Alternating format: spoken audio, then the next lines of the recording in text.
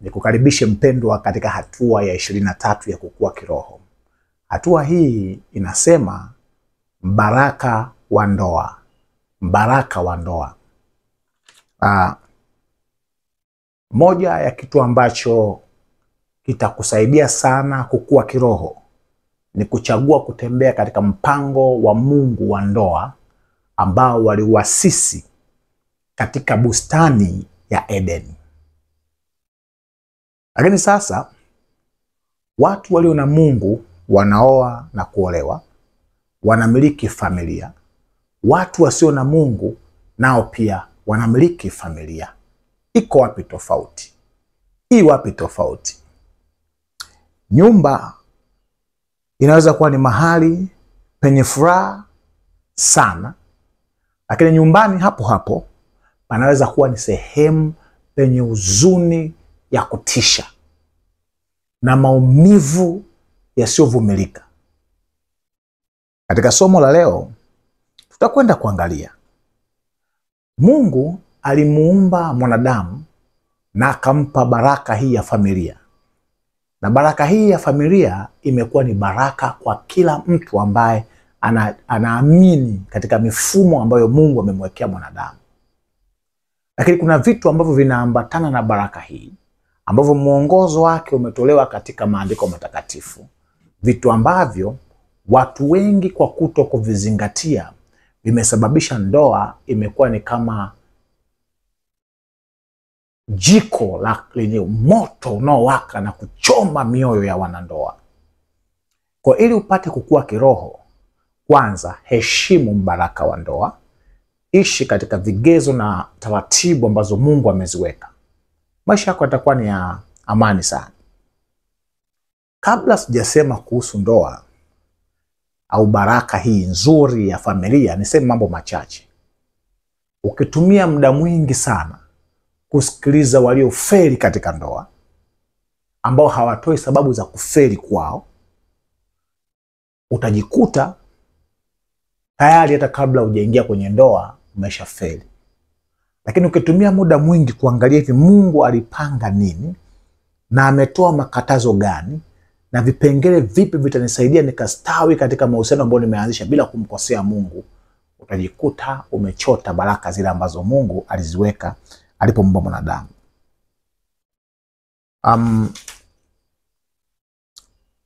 Maandiko yanaeleza ya kwamba ndoa ni au familia, mtu kuanzisha familia ni tendo la uamuzi mzito sana.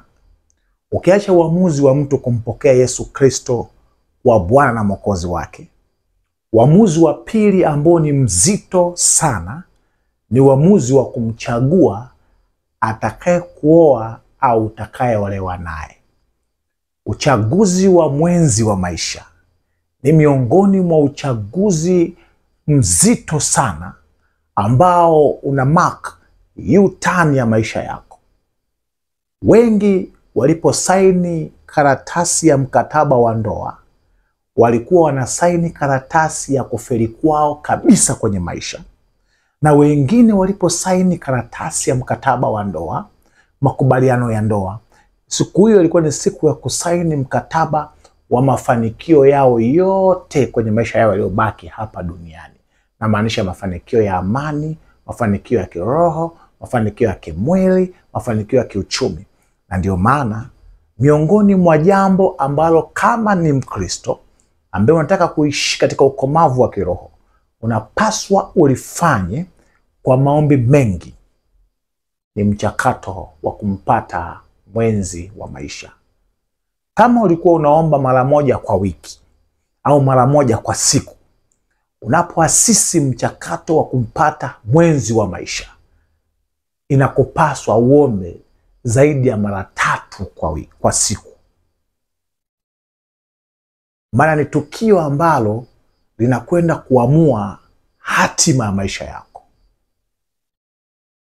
Sasa yako maamuzi mazito 6 ambayo unapaswa kuyafahamu, ambayo unapoingia katika baraka ya ndoa. Jambo la kwanza au maamuzi haya, muhtasari wake unapatikana katika kitabu cha Mwanzo 2 na ule mstari wa 24. Maandiko matakatifu yanasema, mtu atamwacha baba yake na mama yake, naye ataambatana na mkewe, nao watakuwa mwili mmoja.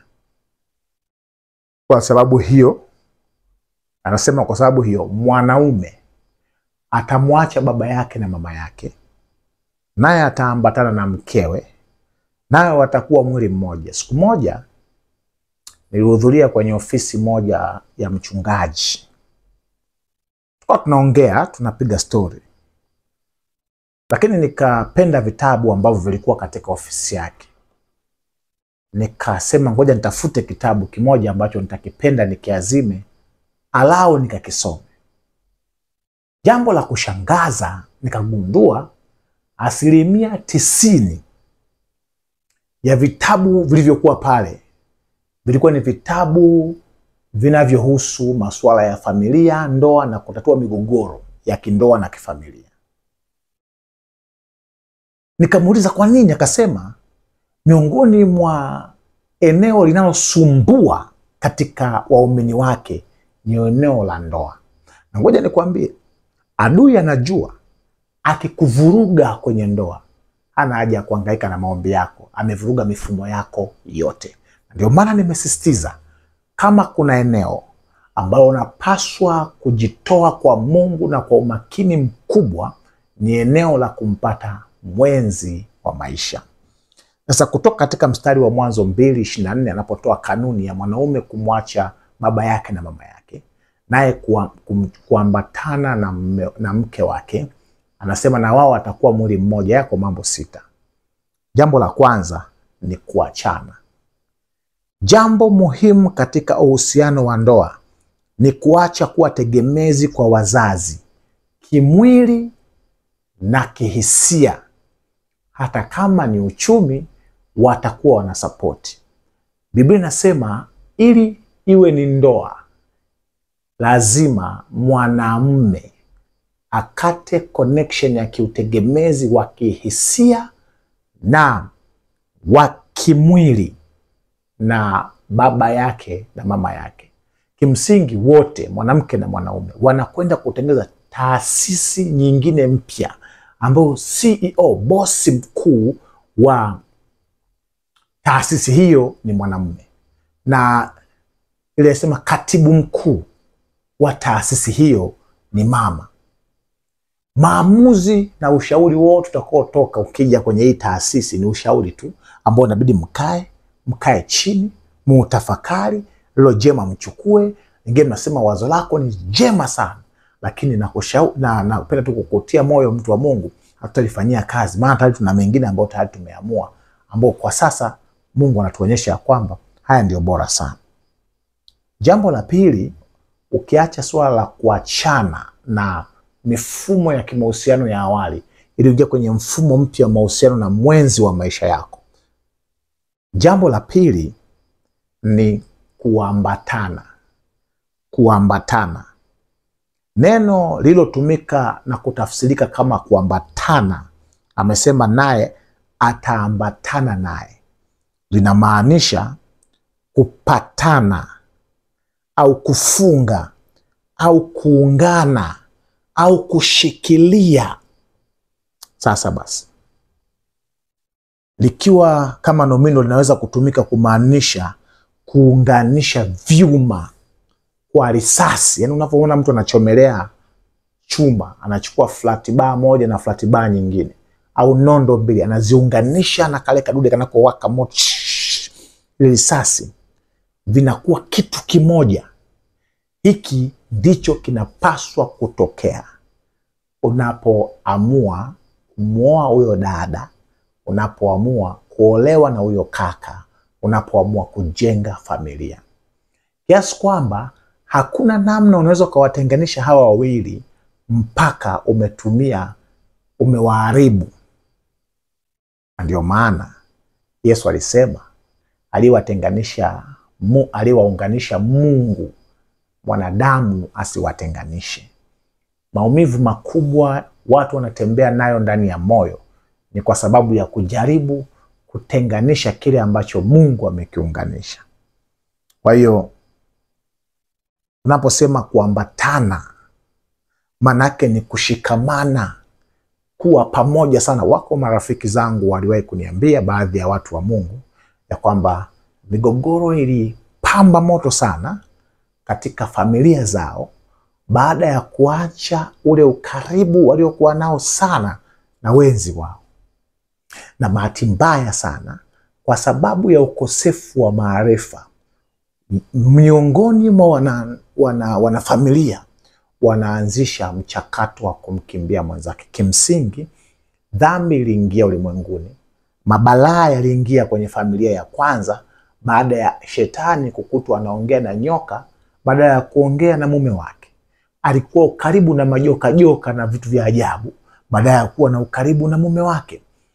Tabu inakuwa kubwa pale ambapo utakapotengeneza gap kati yako wewe na mwenzi wako wa maisha.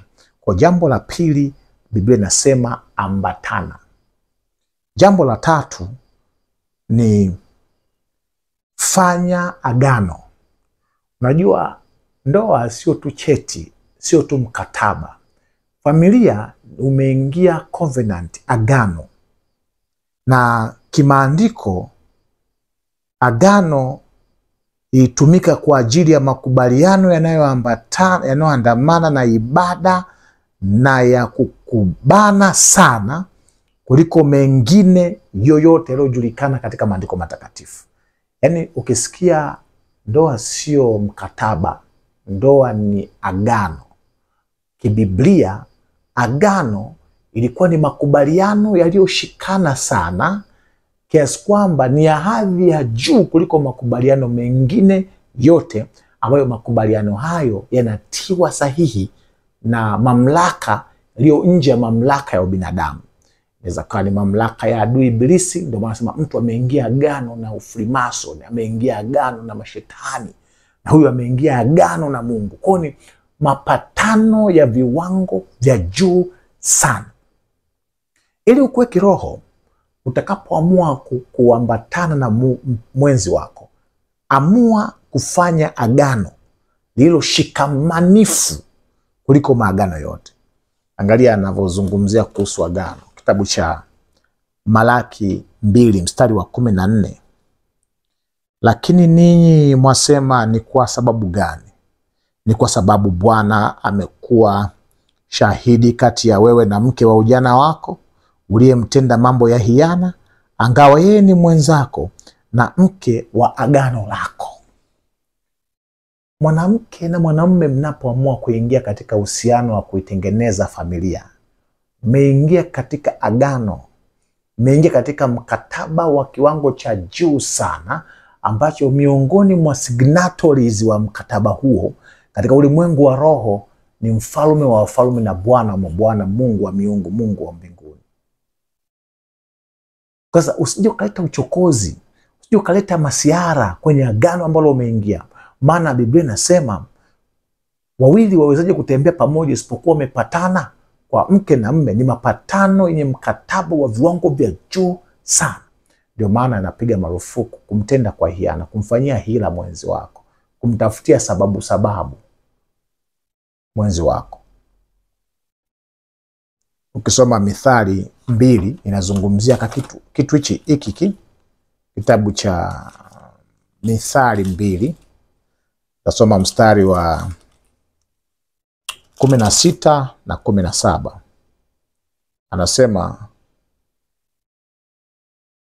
ili kuokoka na malaya mwenye kubembeleza kwa maneno yake, amwachae rafiki wa ujana wake na kulisahau agano la Mungu.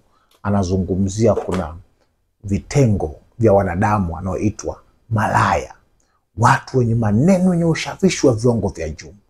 Kusudi la hawa watu wa Mungu ni ili wewe uweze kuvunja agano, ule mkataba wenye viwango vya juu sana ambao umeingia na Mungu wako. Kwa unapoamua kukua kiroho, amua kuheshimu sana hii taasisi inayoitwa familia au ndoa, na utashuhudia baraka zisizo za kawaida kwenye maisha yako.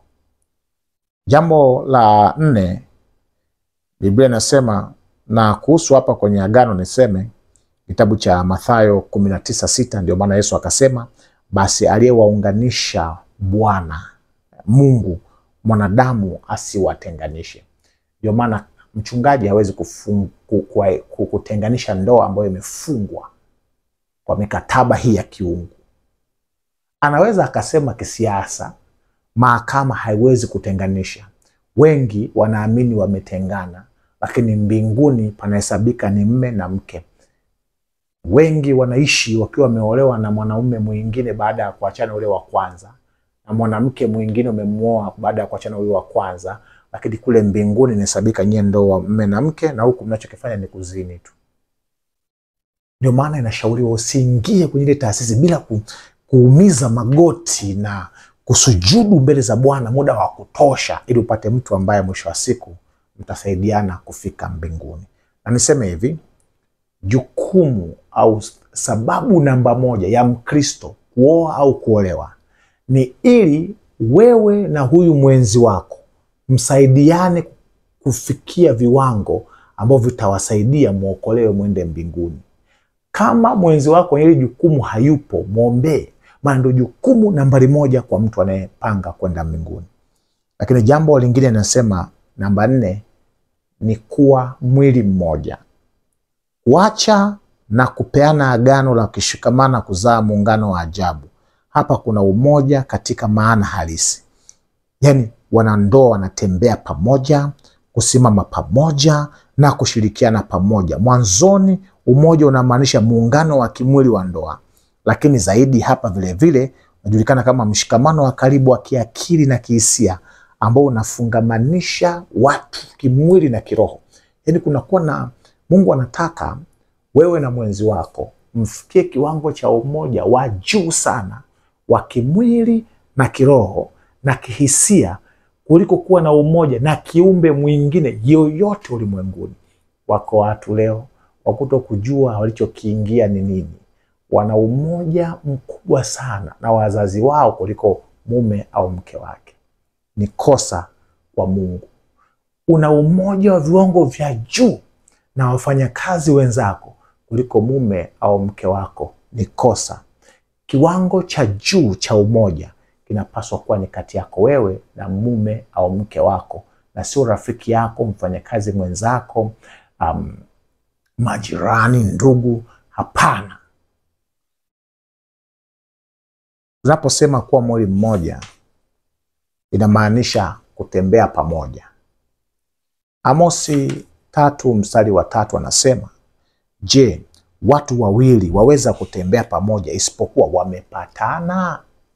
Hawezi kuwa na umoja na mke wako na mume wako isipokuwa mmepatana, Kwa hiyo swala hili linahusisha hadi umoja wa viwango vya juu sana. Ndio maana nasema ili umoja uwepo lazima mfungiwe nira au muunganishwe watu wenye nia moja na imani moja.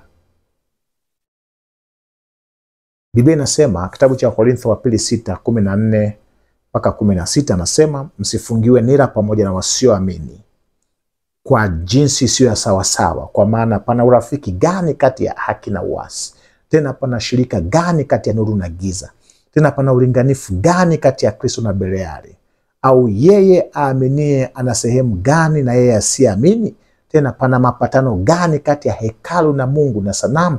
Kwa maana sisi tu hekalu la Mungu aliye hai. Sasa huu sio ubaguzi. Mpango wa Mungu ili kiwango cha juu cha umoja kati yako wewe na mwenzi wako kiweze kufikiwa, inabidi umtafute mnayeamini pamoja. Mnaweza kuwa ni dini moja lakini pia muamini pamoja. Mwambie Mungu, naomba ile ambaye tunaamini pamoja, hata kama imani yake iko chini, ikue kuelekea kwenye kile ambacho tunakiamini ili tusaidie twende mbinguni. Na sababu nyingine ni kusimama pamoja. Wakati mtu anapooa au kuolewa, anaweka rehani kila kitu, anakubali chochote cha mwenzake. Uliingia na 100% yako, naye ameingia na 100% ya maisha yake. Kubali kuacha 50 nyingine ili kubali na mwenzako. Nawe kubali kuacha. Lazima kuna vitu lazima uviache, uvipotezee. Kuna vitu ulikuwa unavipenda, inabidi uviache ili uweze kufungamana na kuungamana na mwenzako kama vile vyuma vilivyochomelewa na ile risasi.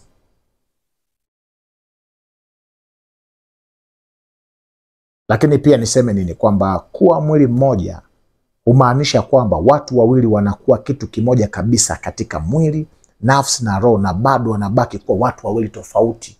Ndio maana nasema wawili hao wamekuwa mwili mmoja. Kwa pamoja ni kwamba ukimwona ni mama fulani, baba fulani, lakini katika hisia, katika roho, katika fikra, katika mitazamo, katika fikra, katika mipango, nyie ni kitu hiki kimoja. Ukimwona huyu mwana mwingine, sio mwanamke ana mambo yake, mwanaume ana mambo yake.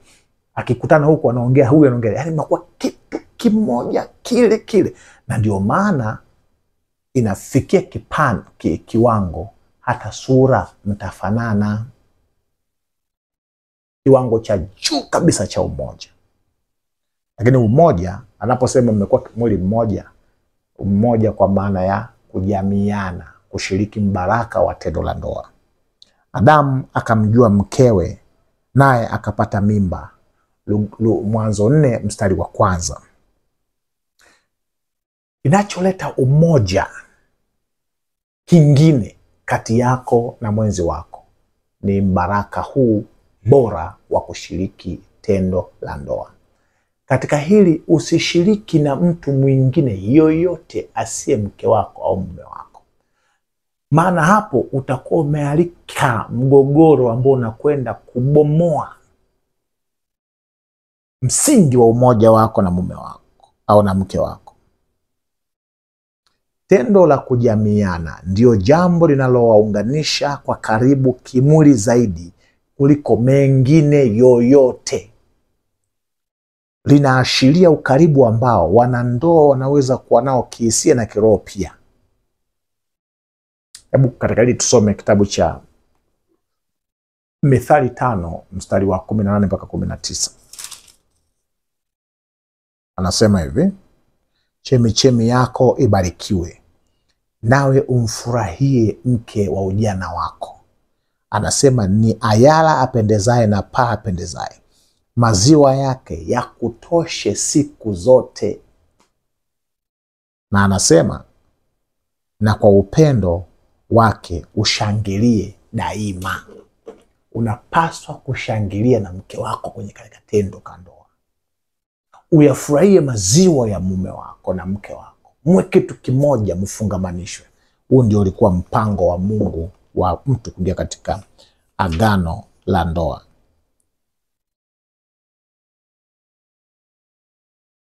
Baada ya kusema mambo haya machache ambayo ni takriban kama 6 hivi, naomba niseme maisha ambayo tunaishi lakini ni matokeo ya ukiukwaji wa mpango wa Mungu wa ndoa. Unaweza kuwa unaishi unasema unaishi na familia, lakini unachokiishi ni ukiukwaji wa mpango wa ndoa. Kwa nini nasema hili? Nasema hili kwa sababu naishi katika kipindi ambacho taasisi hii iliyo bora ambayo Mungu alianzisha ina vurugu, imevamiwa sana.